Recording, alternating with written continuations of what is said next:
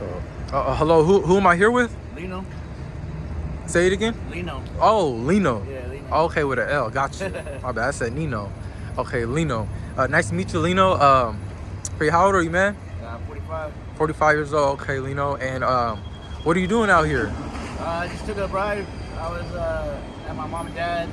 We had to get out of the house. I'm 78 days clean, you know. Oh, yes, sir. So, yes, sir. Little bit of, you know, like interaction with my dad. It gets my abundance going, you know. Like, yes, sir. Yeah. It says 78 days clean. 78 days. Hey, man, congrats.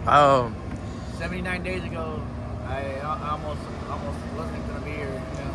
Yes, sir. So I put myself into a rehab. Okay. 78 days ago, so I got you. I've been clean for that long, so. Free. So, and if you don't mind me asking, like, what substance were you using? Meth. Meth. Damn, that's a harsh one. It is. I've been on it since I was 13 years old, though. Damn. Okay, let's take it back. So, how was your childhood growing up? You know, you saying that young as 13 years old? Yeah. Most people start off with weed or a cigarette. Yeah, I was slanging and I was doing my thing, though. Like, I had everything going for me. I had money, had cars, had a house, family, and little by little it was just breaking off. You know? Most of it wasn't my fault. It wasn't the drug fault. It was my fault. You know? My fault for me sticking with thinking that I wasn't addicted, but I was. I got you. And Free, how was, like, if you don't mind me asking, like your family dynamic? Right now they're supportive. You know, actually I kind of surprised me. You know, like I didn't think that they were gonna be behind me. You know, with me doing this, and I thought they didn't know. They all knew. Yeah. It was it was something that I thought it was a secret, but it wasn't. No, a secret. I'm 24, man. Like, I thought I was slick too. Yeah. It's something that takes a hold of you. Yep. And people out here, they keep on going back to it. You know, like I almost lost my life thinking that I was just trying to get that next high. Yeah. And I got a bowl full of fentanyl. Damn, yeah, this new fentanyl stuff. That stuff is, I'm not saying that it didn't scare me, but it shook me. It shook me, like, to the point where you can't go back from it. Yeah. It sucks. It sucks that I went to go get a bag full of dope and got a bag full of fucking confetti.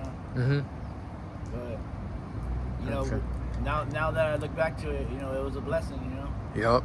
I know. I can see that too. I gained 20 pounds. I'm healthy.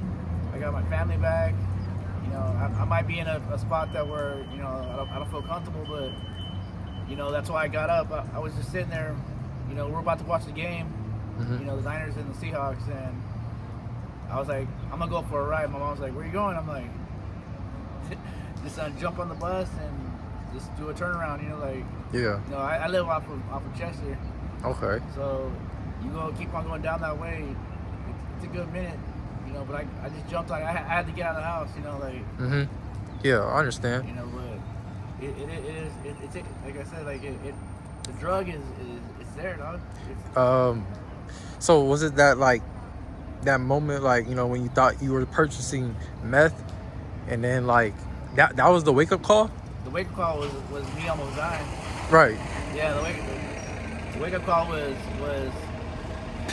thinking that I was gonna be up for the rest of the night, and I ended up almost, I was going out. If I didn't have the EpiPen, if I didn't have that with me, I probably would not have been here, to do this story, But, Gotcha.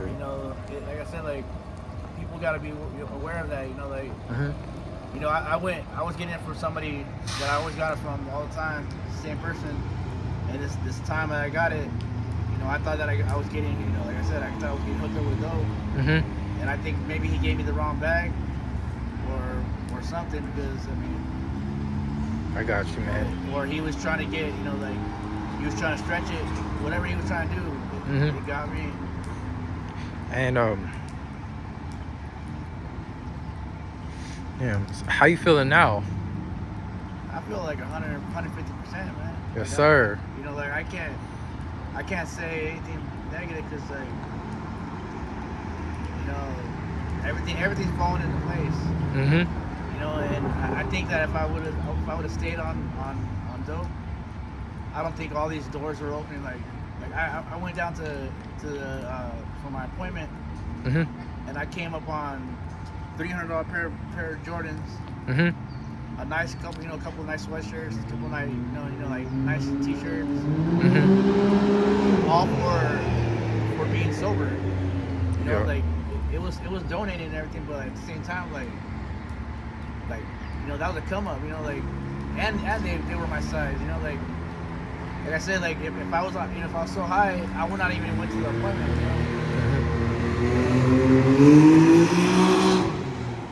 I got you, man. Okay, so you got clean. That's good. Are you going to like any like AA or NA programs? Yeah, doing a bunch of those 3 days a week. Okay, yes, sir. Keeping myself busy. Yes, sir. Appointments like crazy. I'm always getting drug tested, so 3 times a week I get drug tested. So that's good. It's keeping me on my feet, Yes, sir. And I kind of, how do you say it? Like I kind of pressed myself to the point where I put myself in a situation where I went to the same spot to where I used to pick up. And I told myself, if he answers the door, I'm just gonna say, "What's up?" Hey, how are you doing? But I was testing myself, because I told myself, if he wasn't there this time, basically I was gonna say to myself, like I was gonna say that's it. Like no more going to his house. Like he's a homie and everything, but like I was gonna test my strength on how much like. Don't do it. I know I was. Don't do it. And he wasn't there, so it was, like I said, like stuff happens for a reason. Yeah, man. And I put myself in that situation to see. Man. Hey, you may not want to hear this, but cut them off. That's it. Cut them off. Like right, if they're right. truly your friend, they will understand. And the thing was, he had saw me in rehab. I seen him outside. Like I was in rehab, and I went to a class. And he was there, and he told me that he was trying to get clean because of me. And I was like, like that's pretty neat. Like my bad. Yeah, no, you're good. That's pretty neat that he wanted to put himself in a situation where he felt like the way I felt.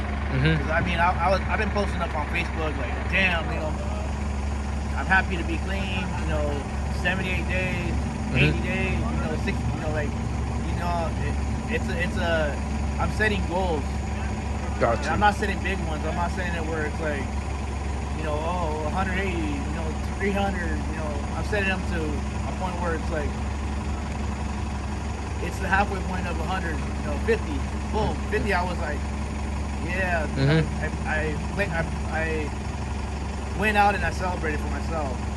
Gotcha. And then when I hit 40, not 40. When I hit 70, I told myself, when I hit 80, I'm gonna do the same exact thing, and it's gonna be like every certain amount of time of me hitting that goal is a good thing for me to hit, because if I keep on setting big ones, it's gonna be too far out.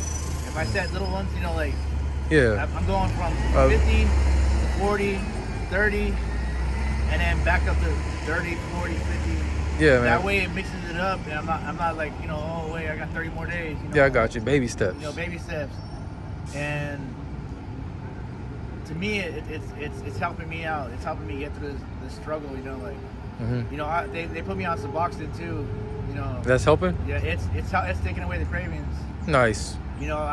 a lot of people say that it's for fentanyl. But my body is wired. It's wired different.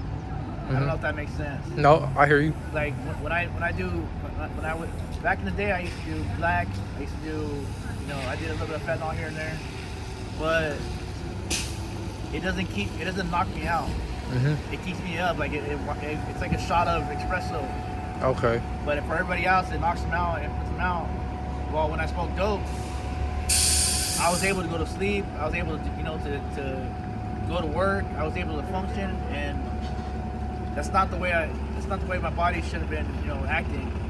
So now that I'm off all that junk, I don't have to worry about my next fix or how much, I need to get this money. I need to get a sack. Like now it's like I'm saving up for certain stuff. Like I got little like, how do you say, little presents for myself. Okay, yeah. So like when I'm doing this, I'm saving, and then I'm gonna buy a pair of shoes this time.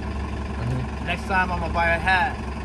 So I'm kind of giving myself gifts for me to hit that goal. And it's like, for me, it's working. It's working. Gotcha. For anybody else,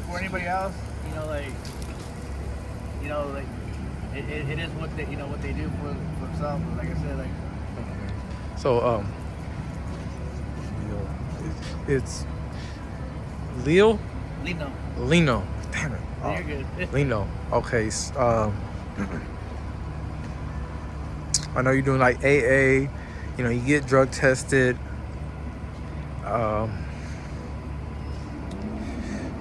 Through all of this, the ups and downs, like, what have you learned from it? That I wasn't strong enough before. I thought I was.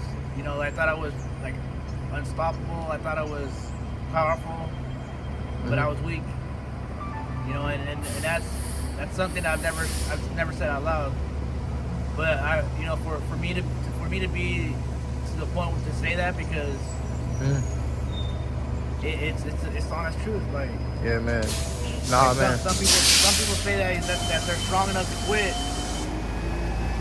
Nobody's strong enough to quit, because if they were, there'd be a lot more people clean. Right now, there's all these homeless people are getting their next fix. And I'm not hating on them. I was them. I was homeless. I've been homeless for a good minute. I moved back from Nebraska, and I was going strong. But over here, it's like, it's cheaper for me to get high, but more expensive because I'm losing other stuff. Yeah. Okay. And so, Lino, last question for you, man. What's the piece of advice you can give me or give to the world? You're good. Oh, I thought he was recording. Yeah. What's like a piece of advice you can give to me? You can give to the world, or you could give to your younger self. My favorite saying is it's carpe diem. Every day you have to seize the day for that day only. Don't seize the whole week. Don't seize the whole month. Don't seize the whole year. Seize that one day. Every day, complete that one day. Everything else will come and follow. Everything will come and suit. Everything will work out. If you finish that day, next day is another challenge. Everything for me, like I always say, I had my own clothing line for a good minute, and it was called Carpe Diem. Carpe Diem means seize the day. Gotcha. So if me telling you or me telling the world is seize every day to the fullest. Be clean. You don't have to be high to be, if you're homeless, get help. Get help. I asked for it, and I was homeless. I'm looking good. I'm feeling good. I got my family back. Amen. I even cut out alcohol, and alcohol wasn't even my thing. But I know that if I got high, maybe if I got drunk, the first thing that I'm gonna want to do is get high. Right. So seize the day. Gotcha. You know, challenge yourself to the point to where you make a point to make yourself feel good about yourself. Don't do it for anybody else. Do it for yourself. Because if you don't do it for yourself, you're never gonna win. Alrighty. Thank you. No problem.